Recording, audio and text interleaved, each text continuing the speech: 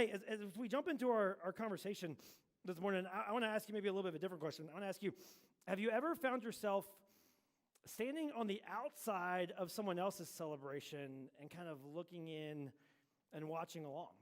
That happened to me when I was a sophomore in college. It was kind of a fun moment. My cousin texted me out of the blue one day, and he said, "Hey man," he said, I got 2 tickets to the National Football Championship. Do you want to go?" And I'm like, "Yeah," And then, he clarified a little bit, and this might be helpful for you to know too. It wasn't the FBS National Championship or what used to be the D1 Single A National Championship. It was the D1 AA, or what's the FCS National Championship, which is something you've probably never seen because it's on like ESPN 5, I think, Like it's just a couple of smaller schools. But I said, you know what? Like, we got nothing else to do. We're just college kids looking for stuff. So why not? Let's do it. And so we went. I said, who's playing? Do we know any of them? And who are we rooting for? And how do we even decide?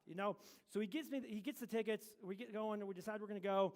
And we go to watch the national championship between the Fighting Blue Hens of the University of Delaware and the Appalachian State Mountaineers of North Carolina. 2 teams you probably didn't even know had football teams, And so we're like, which of these teams are we going to even cheer for? And we thought about it. We just decided, we were like, we actually are going to school in Tennessee, and North Carolina's, real close to that. But both of our dads were born in Delaware, and so we just decided, you know what? Let's be Fighting Blue Hens for a day. And so we got T-shirts. We put them on. We geared up. We went down to the game, and we enjoyed the game. And it was a great game for almost 4 quarters. And about halfway through the 4th quarter, it started to become really clear that the Blue Hens they're losing their fight. You know what I mean? And the App State Mountaineers were going to take this one. And so with just a few minutes left in the 4th quarter, students from Appalachian State start coming down to the edge of the rail, and they actually start like climbing over the rail, ready to rush the field when the clock hits 0. And my cousin looks over at me. He goes, "We should rush the field." And I'm like, "We don't even care about this game." He's like, "We should rush the field." And I'm like, "We're sophomores in college.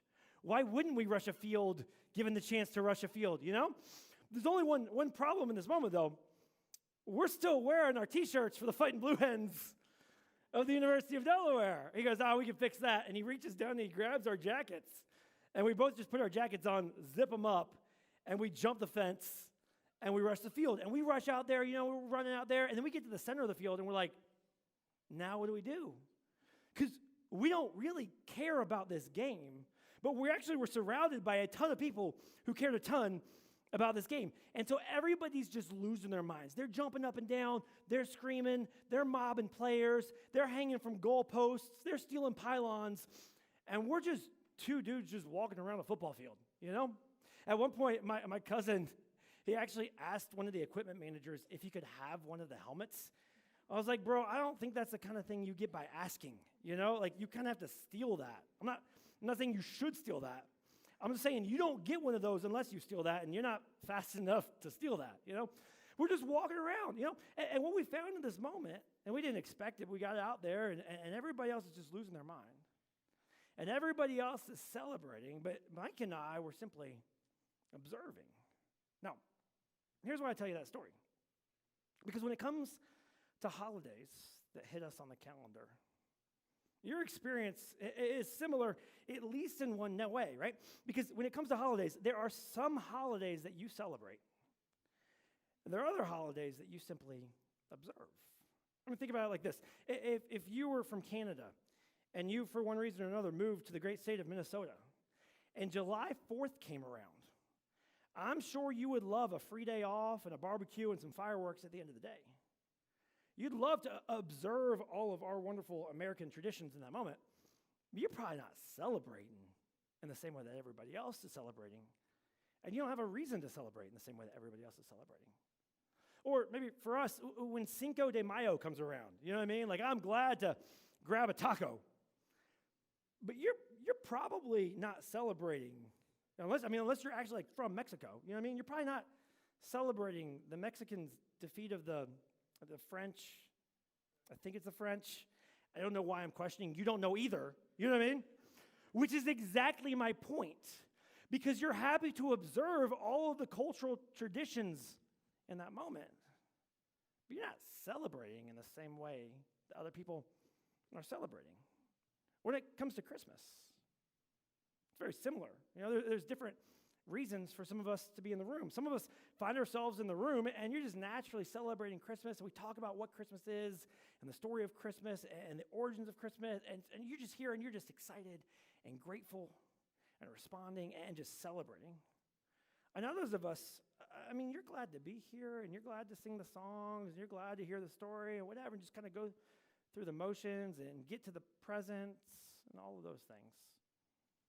But the reality is, you're not so much celebrating as much as you're simply observing some traditions that have been passed on to you. Now, there's another group of people in the room as well on a day like this, right? Some of us, you find yourself on a holiday like this, a big holiday comes around, and there have been times where you celebrated it, but not this year. And there's been times that you observed it, and you're just barely observing this year, because this year you just feel like all you can do is survive it. Because for one reason or another, maybe this year wasn't your year. Or maybe you lost something or lost someone or experienced some hardship this year. And this is the first major holiday that's come along for you without them or without that thing. Or you're still processing what 2025 has held for you. And you really don't have the emotional bandwidth to celebrate, or you're barely observing, right? But all you're just trying to do is get through it. Now, regardless of where you fall in all of that, my hope for you this afternoon is simply this: that by the end of our short time together, that you would find yourself with at least a little bit more of a reason to truly celebrate this Christmas.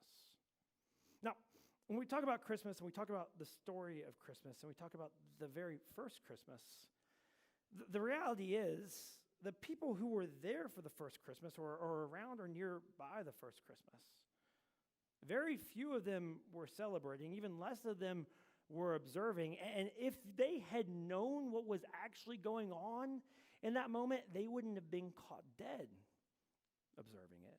In fact, their natural reaction, if they had known what was happening in real time at the first Christmas, their natural response would be to be afraid of it.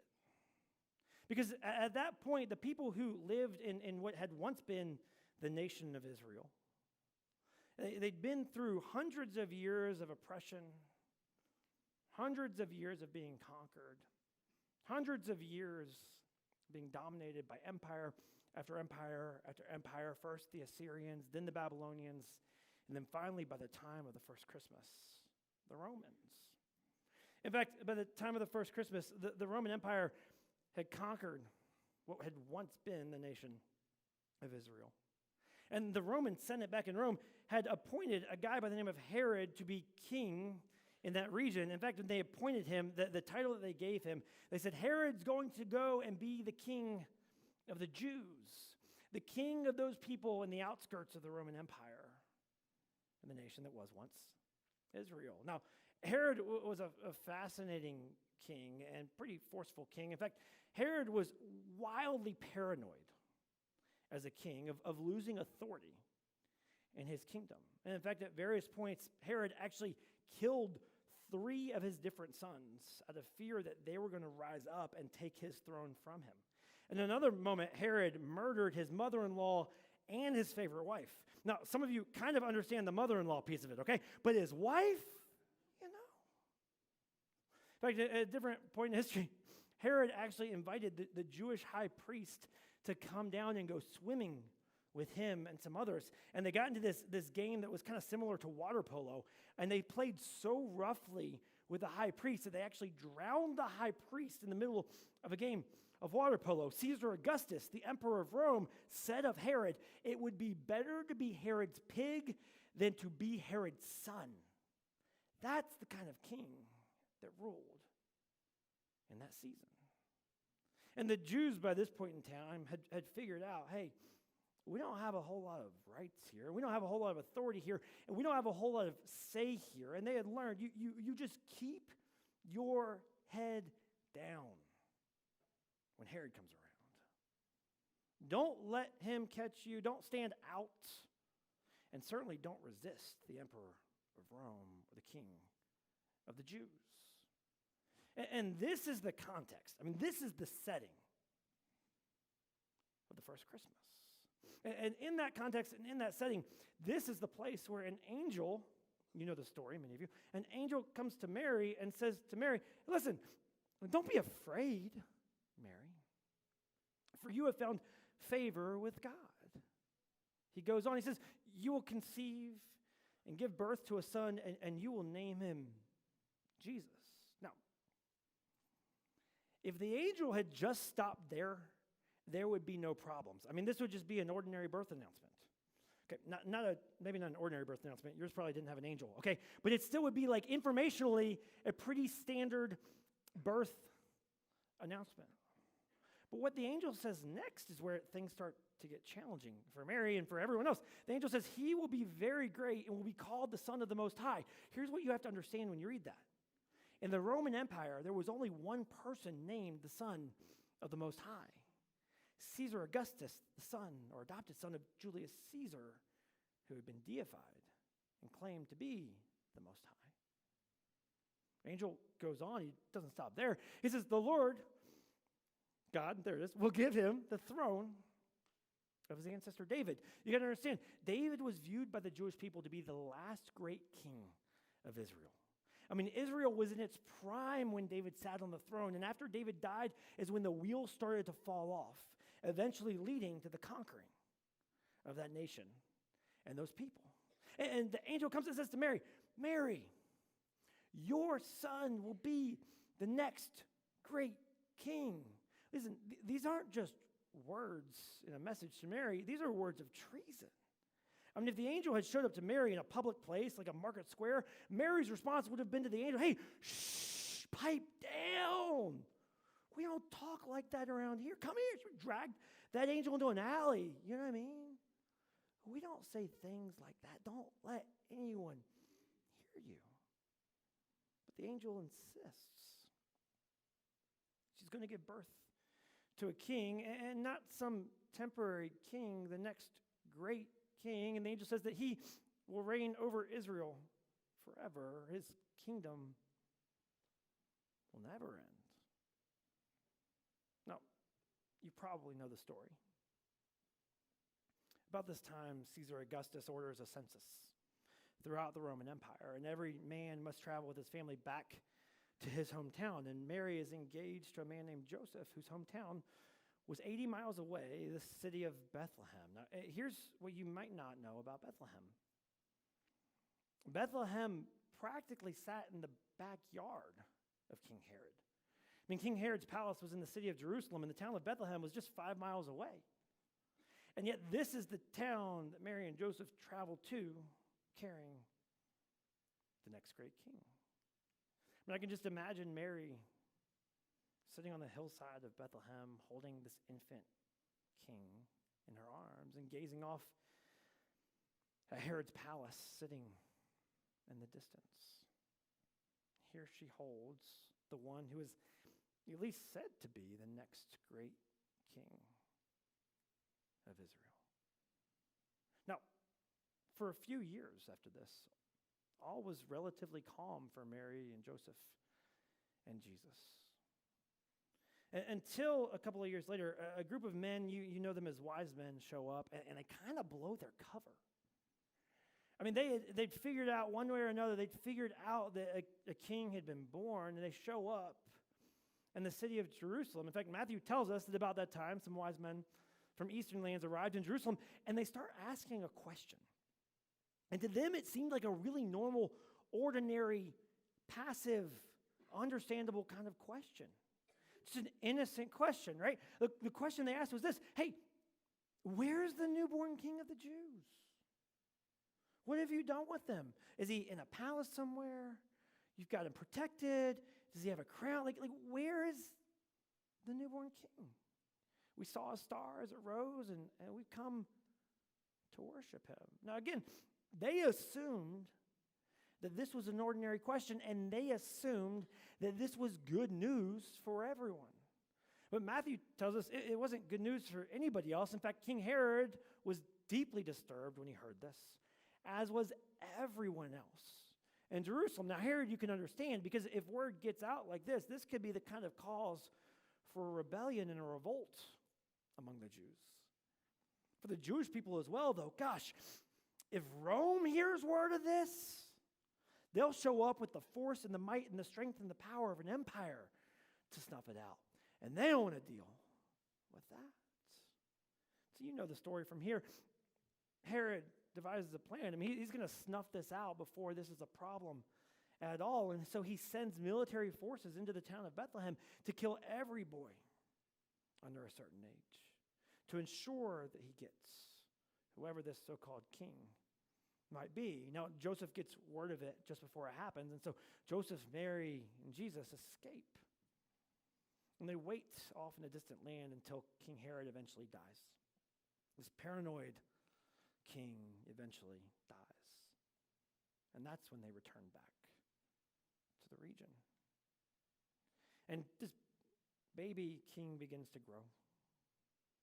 This infant becomes a boy, this boy becomes a teen, this teen becomes a man. And as he grows, so grow rumors of who he might be. Rumors that he might actually be the next king. Except nobody can quite figure it out because he doesn't really look like a king. I mean, he's born to blue-collar parents. He has no crown. He has no robe. Just an ordinary-looking man. There's a question that goes along with these rumors. If he's actually a king, I mean, what kind of king is this? It's a question that many people throughout Jesus' life would ask. In fact, there's this moment where Jesus performs this miracle. You may be familiar with it. This miracle where he takes basically just this tiny piece of food, tiny amount of food, and feeds thousands of people. And at the end of performing that miracle, the people are so amazed by what he's done that they actually go to crown him king. And Jesus slips away before they can do it and hides and gets away from them. Because the kind of king they would crown him to be wasn't the kind of king he came to be. Here's another moment where the mother of two of Jesus' disciples, two of Jesus' first followers, they're brothers, and their mother comes to Jesus.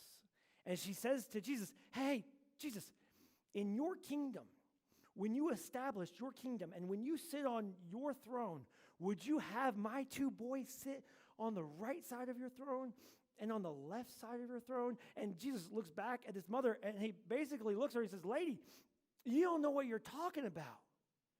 You've got it all wrong. You don't know the kind of kingdom that I'm establishing." Rumors continue to spread. Eventually, some Jewish leaders are jealous of Jesus' influence. They have him arrested around these claims that he might be a king. Treason, again, in the Roman Empire, right? They have him arrested and they have him brought before a guy by the name of Pontius Pilate, the governor of Judea. Now remember, King Herod had died, and Pilate had been made the Romans' ruler in the region of Judea. And Jesus is brought before Pilate, and Pilate does something interesting. In fact, John tells us that Pilate went back into his headquarters and called for Jesus to be brought back to him. Pilate wants to have a private conversation with the so-called king of the Jews. Now, let me set this up for you real quick, just for a minute, okay? Because you've got to understand what's happening in this moment. You got two leaders in two different kingdoms who are about to have a conversation with each other. And as they have that conversation, it's kind of like they're trying to make sense of what's going on with each other and who each other is, because in some ways, people are using similar titles for them, but in other ways, they look nothing like each other. It's kind of like, the best analogy I could come up with, right? Kind of like when two dogs of different breeds meet each other on the street, you know? And they just start sniffing each other and running around each other and just trying to make sense of each other. Like, you kind of look like me, but you don't totally look like me. Who are you? In a much greater way, Pilate and Jesus are about to have a conversation like that, except in this conversation, Jesus already knows everything about Pilate, but Pilate's trying his best to wrap his head around Jesus and figure him out. And Pilate looks at Jesus and asks him this question. He says, "Are you the king of the Jews?" To which Jesus says back, "Hey, is this your own question? Or did others tell you that about me?" In other words, who's asking? Are you asking, or is somebody else asking through you? Or have you heard this question about me, right? And Jesus looks at him, or Pilate looks back at Jesus. He kind of snaps at Jesus. He says, am I a Jew? He says, your own people and their leading priests brought you to me for trial. Why? What have you done? I mean, if they're your king or you're their king, why are they bringing you to me? Jesus responds to Pilate. But honestly, his answer to Pilate doesn't give Pilate any more clarity in this moment. Jesus says to Pilate, he says, listen, my kingdom is not an earthly kingdom. If it were, my followers would fight to keep me from being handed over to the Jewish leaders. In other words, listen, Pilate, come on. You've seen rebels come and go. Pilate, you've seen kingdoms rise and fall, but you have never seen a kingdom or a king go down without a fight. And if I were like every other ruler, I would have called my people to fight by now, but I didn't. Why? It says, because my kingdom is not of this world. I love this part. Pilate's still so confused in this moment. And he looks at Jesus, he says, so you are a king? Jesus says, you say I'm a king. In other words, it's like, Pilate, you've known there was something different about me. You've recognized it all along. You've noticed that I wasn't just like everyone else, but you couldn't put your finger on it, but you say I'm a king. He goes and he says, actually, I was born and came into this world. The whole reason I showed up in the first place, Pilate, the whole point of me coming here, the whole reason I was born in the most unknown and unknowable of ways in the moment in a tiny little town just 5 miles that way. The whole reason I came was to testify to the truth. He says, all who love the truth recognize that what I say is true. Pilate's still so confused in this moment. In fact, he's so confused, and he kind of does what maybe you've done in moments where you found yourself confused in moments and conversations with Jesus, or moments and conversations about Jesus, or just in moments where you just heard about Jesus in ways that left you with more questions than answers. In moments that left you more unsure than sure. In moments that left you with more doubts, more uncertainty, more questions. Pilate just kind of dismissively asks another question, and he just kind of wraps up the conversation. He just looks back at Jesus and goes, what is truth? And then he walked away. Pilate's dilemma, quite honestly, maybe your dilemma in moments like that was this. Pilate found himself looking at a king who was in this world, but whose kingdom was not of this world, the likes of which the world had never before seen. And he can't wrap his head around that. Because on one hand, he's looking at a man who claims to be a king. He's looking at a man who he himself sort of senses to be a king. And yet he doesn't look like a king, doesn't sound like a king. And none of it quite makes sense to him. Maybe in the same way that sometimes none of it quite makes sense to you. No. Well, this conversation was going on. It was at least one person, probably more, but at least one person who did understand what was going on. to whom all of this actually did make sense to because she had been read in from the very beginning. She had heard word from the start of it all. Mary, Jesus' mother. Remember the words of the angel to Jesus' mother, Mary? The angel looked at Mary and he said, listen, hey, of his kingdom there will be no end. This doesn't sound like any kind of kingdom you've seen. Now, this moment with Mary, there's kind of a few things that the angel probably could have said but chose not to say, but they're things that Mary would have certainly figured out along the way with Jesus. The angel could have looked at Mary and said, hey, Mary, let me tell you another thing about this kingdom. You know this kingdom? Not only will this kingdom have no end, so also be a kingdom, this isn't going to make sense, but a kingdom, Mary, without borders. A kingdom that touches every corner and every space and every nation of our world. In fact, today, in every corner, every space, and every nation of our world, people will gather in spaces just like this, some of them at the risk of their own lives, to celebrate this kingdom. The angel could have gone on from there and looked at Mary and said, hey, Mary,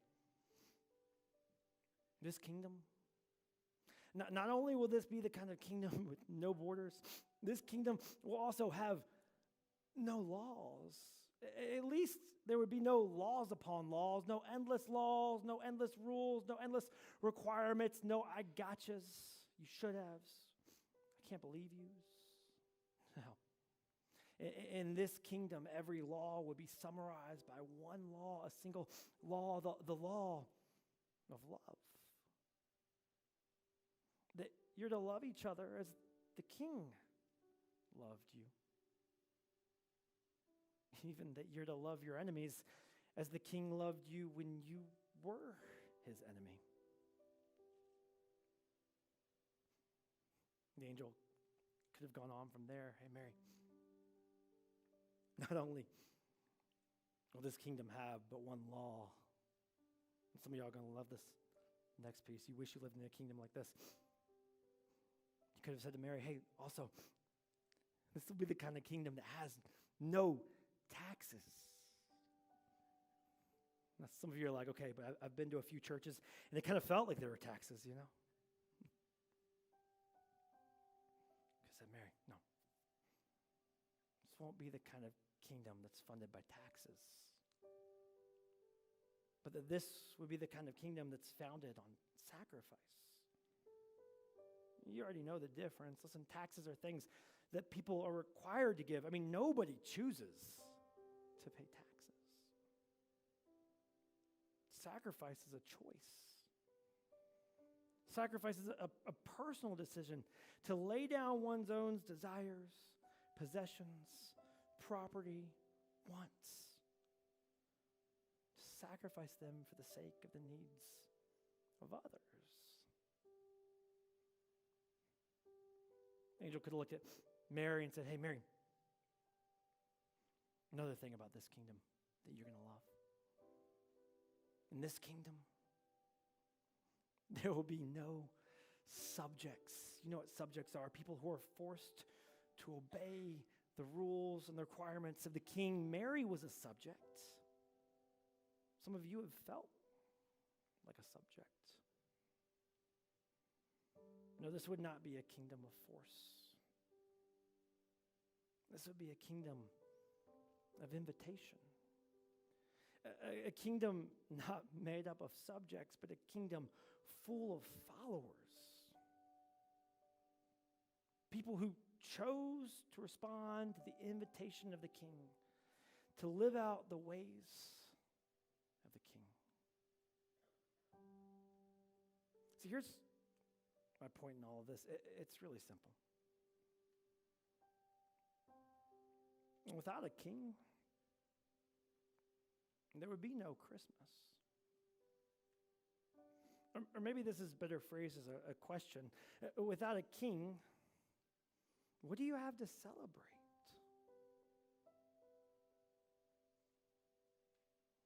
Can I be so bold as to answer that question for you just for a minute? And listen, I may not know you, and I don't know your story, and I don't know your circumstances, and I don't know what kind of year you had, and I don't know what you walked in here with, and I don't know what you're carrying. There's really only one answer to that question. Because without a king, there's only one thing left to celebrate. Your kingdom. Your accomplishments, your accolades, your diplomas, your acceptance letters, your job promotions, your trophies, your bank account, your kingdom. And listen, I don't know your kingdom, and I'm sure it's a fine kingdom. I'm sure it's got a lot of perks. I'm sure it's good in so many ways. But there's one thing about your kingdom that you already know, but I just want to remind you of for a moment. Your kingdom will end. Because kingdoms rise and kingdoms fall. Listen, kingdoms come and kingdoms go. And there will be a day when your trophies are covered with dust, when nobody can find your diplomas, and when what's left in your bank account gets passed on to your kids, and let's be honest, they're probably just going to blow it all on a cruise anyway, you know. But your kingdom will end. And so I just can't help but wonder why you wouldn't at least explore another kingdom. Why you wouldn't at least just poke around, check it out, ask your questions, engage it. See it through to the next question, and the next question, and the next question, and the next question. See through it in the highs and in the lows, and through the doubts and through the uncertainties. And at least see what that kingdom has to offer you. Can I tell you what you're going to find if you'll do that?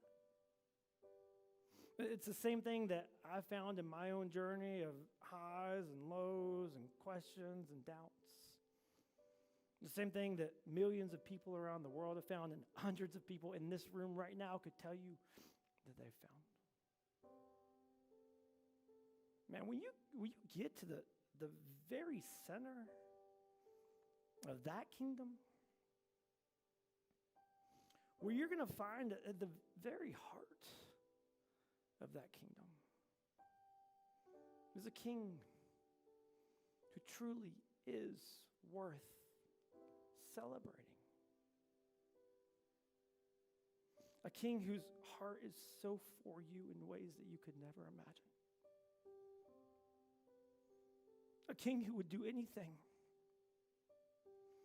to have you take up residence in his kingdom. Not because he needs you. Not because there's anything that you have to offer him.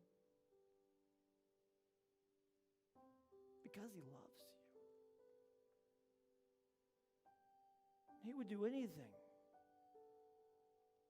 for you. The very center of that kingdom, you'll find a king worth celebrating, a king who truly is worth following. Can I pray for you?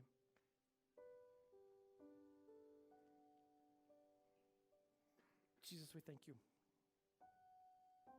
for the ways that you showed up in our world unannounced and mostly unrecognized. Not for the sake of your own fame, but for the sake of our own hearts. Jesus, wherever this message finds us today, would you lead us one step closer to you? God, for those of us in the room who find ourselves unsure, but curious,